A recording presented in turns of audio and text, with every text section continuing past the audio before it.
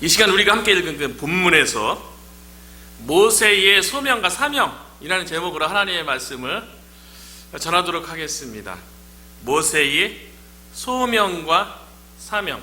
그러니까 우리가 소명과 사명이라는 그 제목으로 40일 특별 새벽기도회를 지금 12일차 때 차로 가지고 있는데요. 오늘 본문이야말로 소명과 이게 사명에 대해서 성경 전체에서 가장 잘 극명하게 보여지는 그런 본문이 아닌가 그런 생각이 들어요. 제가 이제 메릴랜드로 온 지 1년이 되었는데 1년 동안에 우리의 사역을 다시 한번 점검하고 하나님께서 분명히 부르시고 이곳에 오게 하셨고 또 이곳에서 하나님의 사역을 감당하기를 원하는데 다시 한번 말씀 속에서 우리가 응답을 받아야죠. 말씀 속에서 하나님의 인도하심을 받는 그런 시점에 우리가 기도하면서 하나님의 뜻을 구하는 게 참 중요한 순간이겠다 그런 생각이 들어서 소명과 사명이라는 주제를 가지고 우리가 40일 특별 새벽 기도를 지금 하고 있는데요. 그 가운데 우리가 한 하나님 가운데 또 한 성령님 가운데 한 예수님 가운데 우리가 또 연합하게 되고요. 또 같은 곳을 바라보면서 또 하나님의 이곳에서 펼쳐지길 원하는 그 하나님의 일에 우리가 온전히 쓰임받지 않을까 그런 생각을 하게 되는데요.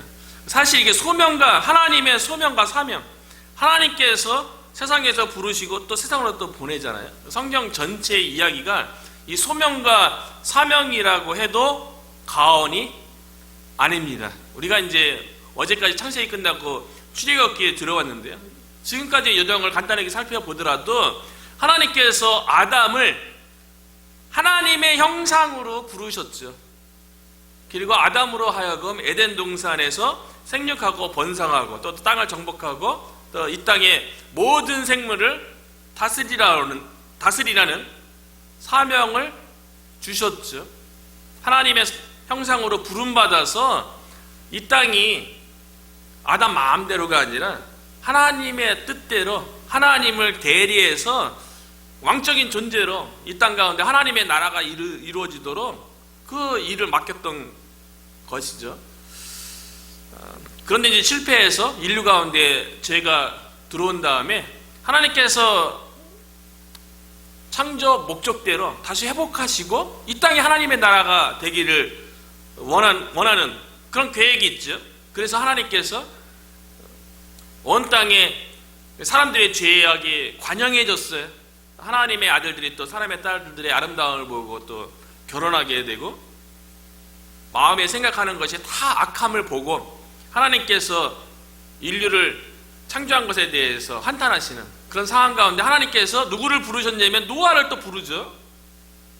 노아를 불러서 노아에게 주셨던 사명은 방주를 지으라는 거예요. 방주 짓는 걸 통해서 반드시 하나님의 죄에 대한 심판이 있고 죄 가운데 하나님께서 구원의 길을 여신다. 이거를 노아가 방주를 짓는 사명을 통해서 세상에 증거하는 거죠. 근데 세상 사람들은 노아의 때 어땠습니까? 먹고 자고 결혼하고 다 즐겼죠. 그런데 하나님의 때가 됐을 적에 홍수의 심판을 받는 거예요. 그리고 방주에 들어간 사람은 구원받는 거죠. 이거에 대해서 노아가 사명을 감당했던 거죠. 그러나 또 이제 노아의 가족으로부터 또 새 인류를 시작했지만 여전히 인간의 마음속에는 죄의 문제가 해결되지 않으니까 그 죄의 근본은 하나님처럼 되고자 하는 마음이거든요. 이기적인 마음이에요. 그러다 보니까 하나님처럼 높아지고자 바벨탑을 쌓는 그런 시대 가운데 하나님께서 또 한 사람을 불렀죠. 그 한 사람이 바로 믿음의 조상이라고 불려지는 아브라함이에요. 우상 숭배가 심했던 갈대 우르에서 불러서 하나님께서 아브라함에게 주셨던 사명은 아브라함으로 하여금 많은 자손과 아브라함으로 하여금 가나안 땅을 차지하고 그곳에서 아브라함으로 인해서 천하 만민이 복을 받게 되어지는 메시아의 약속을 그 언약을 지키는 그 사명을 주셨던 거죠. 그리고 아브라함의 생애도 가운데 하나님께서 이삭이 태어나고 이삭이 번제로 드려지는 과정 가운데 하나님께서 여자의 후손으로 메시아가 어떻게 오시고 어떻게 사역할 것인지에 대해서 아브라함에게 보여주셨던 거죠. 그러니까 아브라함이 받았던 그 언약, 많은 자손과 땅에 대한 약속, 메시아에 대한 약속, 이것을 지킬 의무가 지키는 게 아브라함의 사명이죠. 아브라함의 그 언약이 이삭에게 전수되어지고요. 그리고 이삭의 또 아브라함의 언약이 야곱에게 또 전수되어지고요. 결국 야곱에 의해서 온 가족이 애굽 땅에 내려가서 고센 땅에 정착하게 되었죠. 야곱 가족이 애굽에 정착하고 400년이라는 세월이 흘렀어요. 이 400년의 기간을 통해서 하나님께서 아브라함과 맺었던 언약, 많은 자손이 있을 거라 그랬는데 이스라엘 민족이 형성되었죠. 고센 땅에서요. 그 고센 땅에서 이스라엘 민족이 애굽의 통치 가운데 고통스러워하고 힘들어하는 가운데 하나님께 부르짖게 되었어요. 아브라함의 언약 가운데 세계 가운데 하나가 이미 성취되었어요. 많은 민족이 형성되었어요. 단순히 아브라함의 자손이 많아지는 것을 의미하는 게 아니라 그 아브라함의 자손이 곧 하나님의 백성이 되는 거죠. 그리고 그 아브라함의 백성이 단순히 그들만 하나님의 백성이 되는 게 아니라 아브라함 후손들이 하나님의 백성으로 살아가는 모습을 통해서 그것이 이방의 빛이 되어서 다른 이방 민족들도 하나님께로 나와서 하나님의 백성이 되도록 해야 될 그런 사명이 있는 거예요. 근데 아브라함 후손들은 본인들만 하나님의 백성이라고 선민사상에 꽉 잡혀 있었던 거죠. 하나님께서 약속하신 하나의 약속이 성취되었어요. 애굽에서요. 이번에는 두 번째 약속이죠. 땅에 대한 약속, 가나안 땅을 주시겠다는 이 약속. 이 약속을 성취하기 위해서 또 참 오늘 본문에도 보면 그래서 아브라함의 후손을 하나님께서 뭐라고 부르려면 내 백성이라고 얘기해요. 그러니까 아브라함과 약속했던 많은 자손은 그냥 혈통적인 자손이 아니라 하나님의 백성을 이루어가는 과정을 약속한 거죠. 그리고 애굽에서 하나님의 백성인 아브라함 후손들이 고통 가운데 있으니까 하나님께서 그들을 구원하기 위해서 한 사람을 또 불러요. 부르시고 또 그들 가운데 보내고 하나님의 일을 감당케 하죠. 그 사람이 바로 모세예요. 모세야말로 하나님의 소명과 사명, 세상 가운데 부르셔서 다시 또 세상 가운데 보내서 일하게 하시는 이 소명과 사명에 대해서 아주 너무나도 극명하게 선명하게 그 역할을 보여주는 성경의 대표적인 인물이라고 볼 수가 있어요. 모세가 하나님으로부터 부름을 받습니다. 그런데 오늘 본문에 보면 하나님께서 모세를 부르시는 장면이 아주 인상적이에요. 많은 것들을 생각하게 해요. 영적인 깊이가 있습니다. 그래서 2절에 보면 모세가 이제 장인의 양떼를 몰고 서쪽으로 광야로 이동하다가 하나님의 부르심을 받게 되는데 그 장면에 대해서 2절에 이렇게 기록하고 있어요.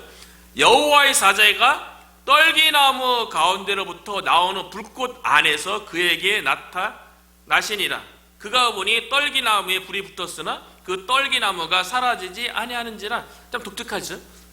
하나님께서 아브라함을 부르시는 장면이요.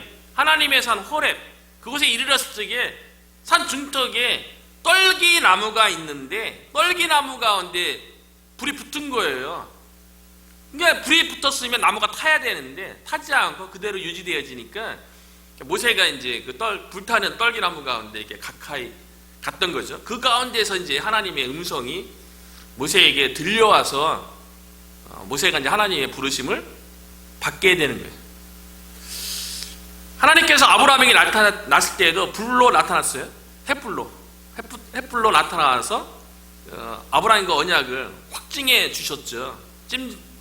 둘로 쪼갠 짐승 사이로 지나감으로써 확실하게 네 약속을 내가 반드시 지키겠다. 하나님이 쪼개지지 못하잖아요.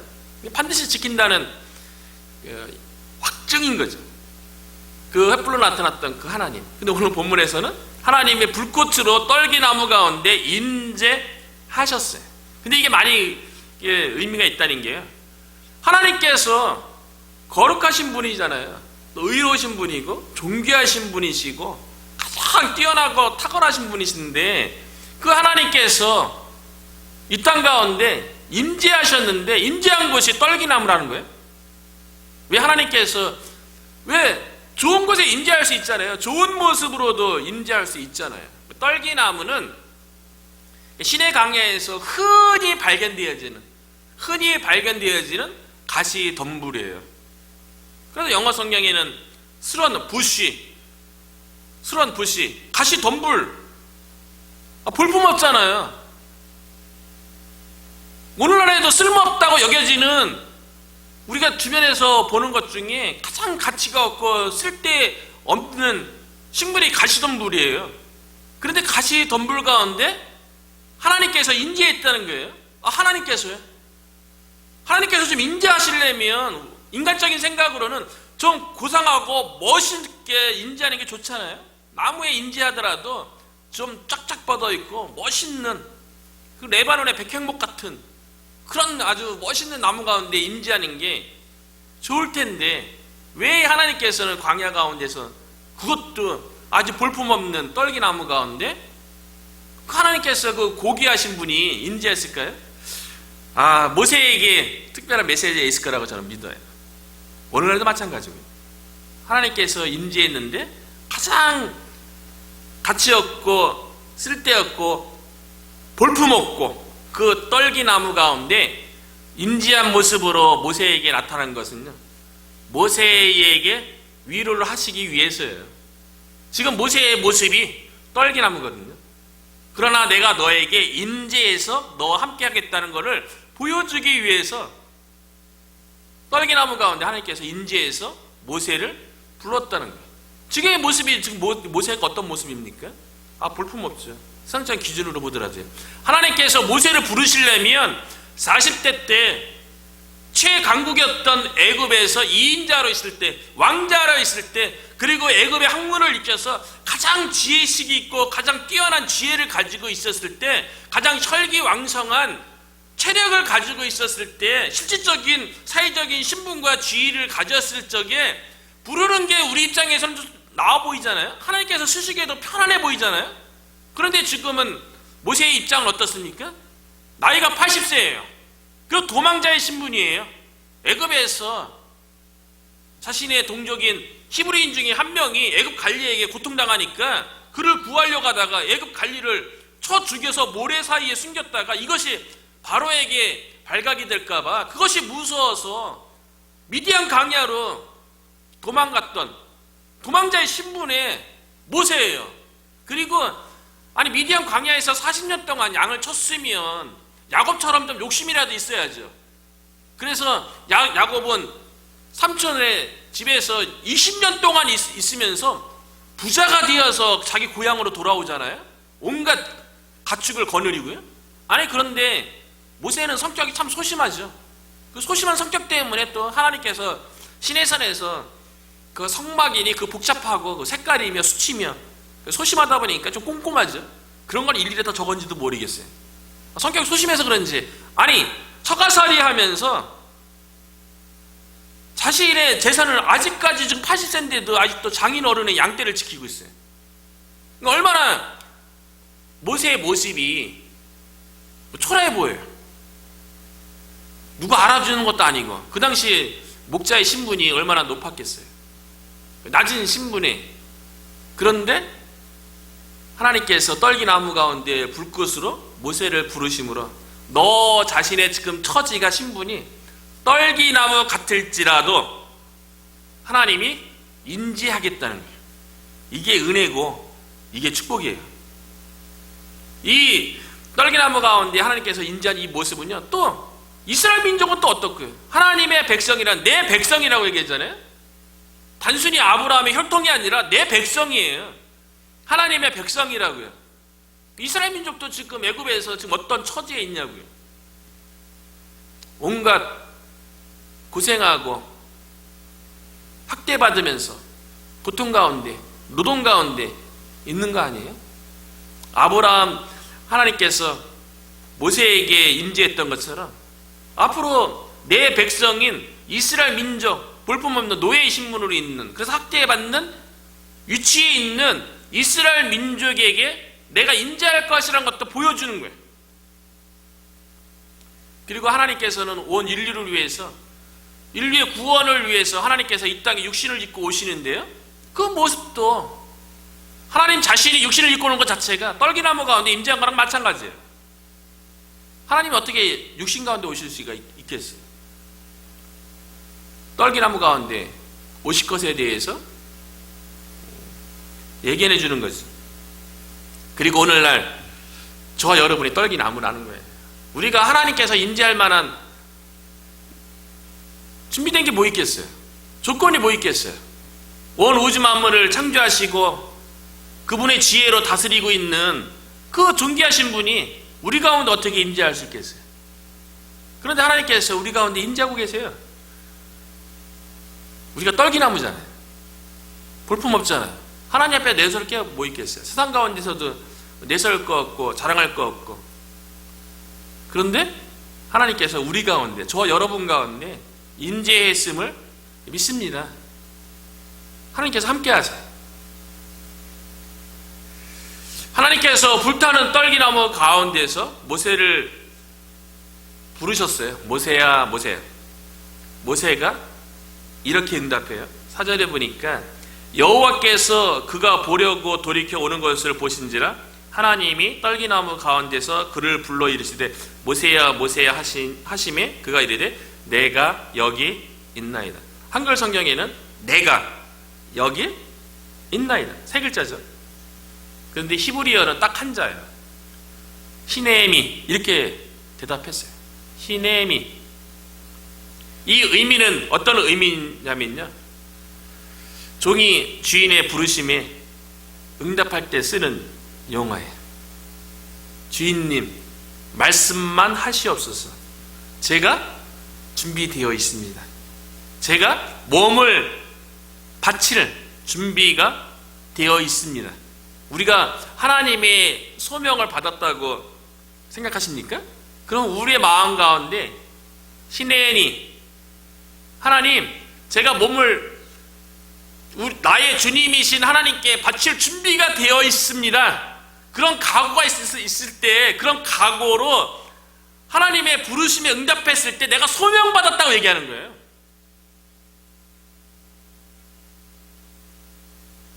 아브라함도 하나님의 부르심을 받았을 적에 아브라함이 내가 여기 있나이다.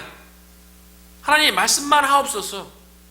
내가 몸을 바칠 준비가 되어 있습니다. 하나님께서 무슨 말씀을 하시든지 내가 순종할 준비가 되어 있습니다. 그런 자세로 내가 여기 있나이다 라고 응답했을 적에 하나님께서 그래? 그럼 너의 사랑하는 독자 이삭을 번제로 드리라. 아브라함은 하나님의 부르심에 응답했어요. 그래서 모리아 산에 가서 아들 이삭을 번제로 믿음으로 드릴 수 있는 그런 믿음이 있었던 거예요. 그러니까 소명에 확실하게 준비됐던 아브라함이 내가 여기 있나이다 대답한 거죠. 선지자 중에는 이사야 선지자가 내가 누구를 보내며 나를 위해서 누가 갈고, 그때 이사야 선지자가 어떻게 대답합니까? 내가 여기 있나이다. 주님 말씀만 하옵소서. 내가 가겠나이다. 이런 하나님의 부르심에 대한 그 태도가 히네니에요. 저와 여러분 가운데 하나님의 부르심이 있다고 생각하십니까? 그렇다면 우리의 마음 가운데 히네니의 자세가 있어야 되는 거예요. 주인님 말씀만 하옵소서. 내가 몸을 바칠 준비가 되어 있습니다. 주님 저에게 말씀하십시오. 그 말씀이 무엇이든지 간에 내가 순종할 준비가 되어 있습니다 라는 우리의 마음의 자세가 이 기간을 통하여서 모세는 그래서 내가 여기 있나이다 대답한 거예요. 모세처럼 아브라함처럼 이사야 선지처럼 저희들도 히네니 내가 여기 있나다라는 하나님의 부르심 앞에 준비되어 있는 저와 여러분이 되시기를 주님의 이름으로 축원합니다. 모세가 하나님의 부르심에 응답했어요. 준비됐다고 얘기했어요. 이때 이제 하나님께서 모세에게 자기 자신을 소개해줘요. 그 소개하는 내용이 6절과 7절이죠. 하나님께서 이렇게 자신을 소개합니다. 또 이르시되 나는 내 조상의 하나님이니 아브라함의 하나님, 이삭의 하나님, 야곱의 하나님이니라. 모세가 하나님 비웃기를 두려워하여 얼굴을 가리매. 모세에게 하나님께서 자신을 소개하는데 아브라함의 하나님, 이삭의 하나님, 야곱의 하나님이라고 소개하고 있어요. 이 얘기는 뭡니까? 하나님께서 아브라함과 맺은 언약에 대해서 하나님께서는 내가 신실한 하나님으로서 그 언약을 지키기 위해서 모세를 부르고 있다는 것을 보여주는 거예요. 아브라함과 맺은 언약, 그 언약이 이삭과 야곱을 거치면서 점점 구체화되었죠. 많은 자손에 대해서는 이미 애굽 땅에서 400년 동안 이루어졌어요. 이제 하나님께서 모세를 통해서 그 하나님께서 아브라함과 맺은 언약 가운데 성취하시기를 원하시는 것은 이제 땅에 대한 약속이에요. 가나안 땅으로 인도하는 거예요. 그래서 이스라엘 백성이 애굽에 있는 동안에 그 고통 때문에 하나님께 부르짖고 하나님을 찾죠. 그런데 하나님께서 뭐라고 얘기했냐면 내가 그 고통을 보고 있고 근심을 안다라고 모세에게 하나님께서 이야기하고 있어요. 참 하나님께서 이스라엘 백성을 바라보는 그 마음에 대해서 하나님께서 이렇게 얘기한 거죠. 내가 애굽에 있는 내 백성 아브라함의 후손이 내 백성이래요. 고통을 보고 분명히 보고 근심을 알고. 애굽의 이스라엘 백성이 하나님께서 바라보시는 그 마음이죠. 이 본문을 보면서 제가 느끼는 것은 뭐냐면 이스라엘 백성이 하나님의 백성이에요. 아직 구원으로 부름받지는 않았어요. 그런데 내 백성이라고 하나님은 칭하는 거예요. 이걸 보면서 제가 이렇게 메릴랜드 오기 전에 고린도 교회가 세워지는 그 여정 가운데 하나님께서 사도 바울에게 이렇게 얘기했죠. 고린도에 있는 내 백성이 많음이라. 고린도에 하나님의 백성이 어디 있어요? 없죠. 사도 바울을 통해서 복음을 통해서 구원받을 하나님의 백성을 얘기한 거 아니에요? 많다고 얘기했잖아요. 이 말씀 붙잡고 왔다고 얘기하는데 하나님께서 애굽에서 고통당하고 근심하는 그 아브라함의 후손이 내 백성으로서 힘들어하는 것에 대해서 보고 있고 알고 있다는 거예요. 그 마음을 하나님께서 모세에게 이야기한 것은 하나님 아버지의 마음을 가지고 모세가 애굽으로 내려가라는 거예요. 그래서 이스라엘 백성을 하나님께서 어떤 마음으로 보고 있는지를 얘기하는 거예요. 좀 중요한 것 같아요. 저도 요즘 전도한 지 한 4개월째 됐잖아요. 처음에는 이렇게 의무감 때문에 그런 것도 많이 있었어요. 근데 시간이 지나면서 또 기도하고 하면서 하나님 아버지의 마음을 갖는다는 것이 얼마나 중요한지. 편안하게 사는 것 같잖아요. 넉넉하게 사는 것 같잖아요. 그러나 육신대로 살아가는 거 아니에요. 그들이 그렇게 생일을 살아가다 보면 노아의 시대 때 하나님께서 반드시 심판일 것에 대해서 보여준 것처럼 그들이 그냥 복음 없이 예수님 없이 살아가면 그 마지막은 하나님의 심판 아니겠어요? 부엌의 불 가운데 던져지는 영혼이 아니겠어요? 그렇기 때문에 요즘 전도하면서 드는 게 그래서 시간이 좀 빨리 간다고 느껴지는 게 한 사람 한 사람 만날 적에 아버지의 마음처럼 저들의 영혼이 어떤 상태에 있는지, 그 고통 가운데 있고 그들의 근심 가운데 있는 것을 아버지의 마음으로 이렇게 바라보는 마음으로 이렇게 전도를 나가니까 마음도 편할 뿐만 아니라 하나님의 생각을 가지니까 하나님 한 사람이라도 더 만나야겠다, 이런 생각이 드는 거죠. 하나님 없이 살아가는 사람들의 삶이 고통이고 근심이에요. 그러니까 예수님도 복음 없이 살아가는 사람들을 바라볼 적에 어떤 마음으로 바라봤냐면 마태복음 9장 36절이죠. 무리를 보시고 불쌍히 여기시니 이는 그들이 목자 없는 양과 같이 고생하며 기진함이라. 우리의 목자이신, 우리의 선한 목자이신 예수 그리스도가 없는 모든 인생은요, 목자 없는 양과 같이 고생하며 기진한 삶을 살아가는 거예요. 그러니까 예수님이 그들을 보면서 불쌍히 여기는 마음을 가졌던 거죠.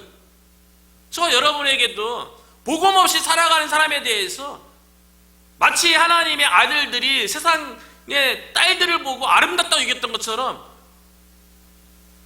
우리는 복음 안에 있고 생명 가운데 있음에도 불구하고 예수님 없이 이 몽고메리카운티에서 세상적으로 성공하고 잘 살고 여유롭게 살아가는 모습에 대해서 아름답게 보는 그런 어리석음이 우리 가운데 없었으면 좋겠다는 거예요.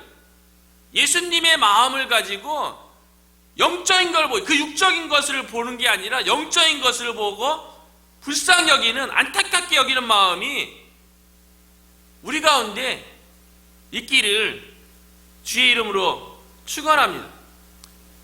그러면서 그 고통을, 그 근심을 하나님께서 보시면서 8절에 모세에게 이렇게 얘기하는 거예요. 내가 내려가서 그들을 애굽인의 손에서 건져내고 그들을 그 땅에서 인도하여 아름답고 강대한 땅, 젖과 꿀이 흐르는 땅, 곧 가나안 족속, 헷 족속, 아모리 족속, 브리스 족속, 휘 족속, 여부스 족속의 지방에 데려가러 하노라. 하나님께서 내 백성을 불쌍히 여겨서 그들을 애굽에서 인도하여 가나안 땅으로 인도하겠대요. 아브라함의 언약이 가나안 땅 주겠다가 있잖아요.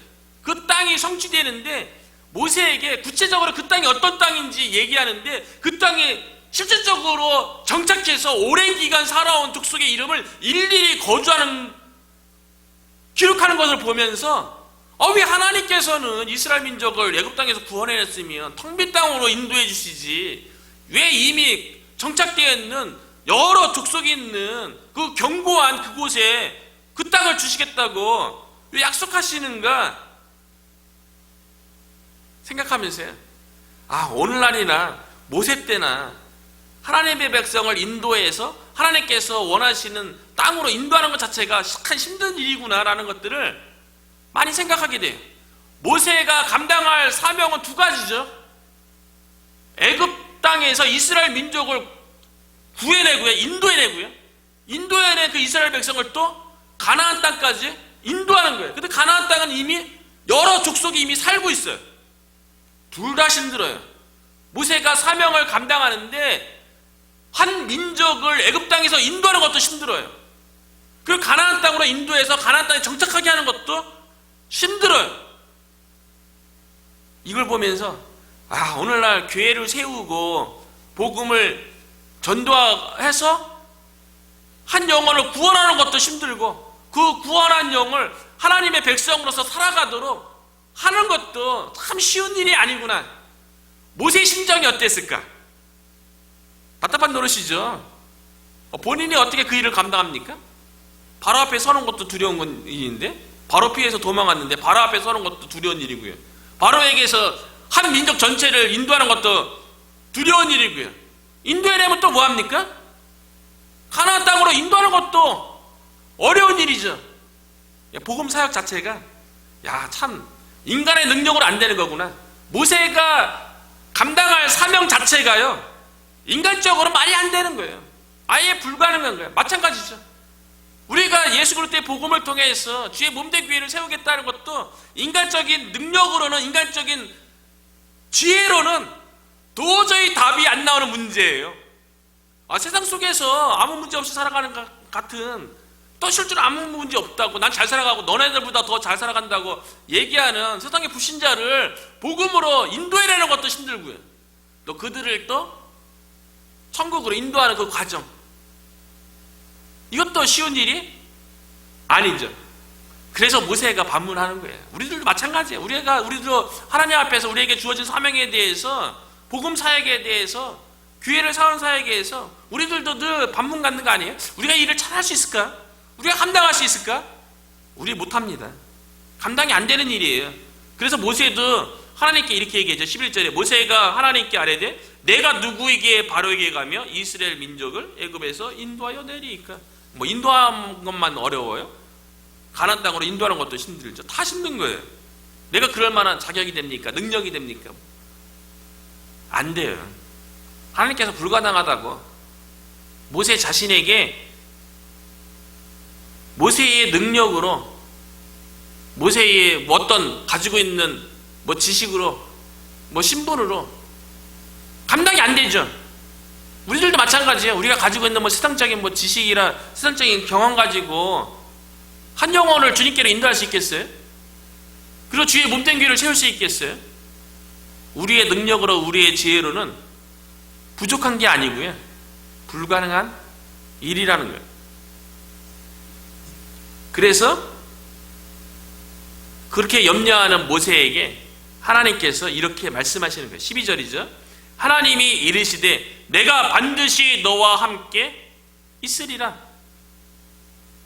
모세가 감당해야 될 사명, 애굽에서 이스라엘 민족 전체를 인도해내고 인도하는 이스라엘 민족을 가나안 땅으로 인도하는 것, 하나님이 하신다는 거예요. 모세 너가 하는 게 아니고 하나님이 하신다는 거예요. 모세는 단지 하나님의 도구로 쓰임받는다는 거예요. 우리들도 마찬가지예요. 우리가 하나님의 도구로 쓰임받아서 하나님의 일을 하는 거죠.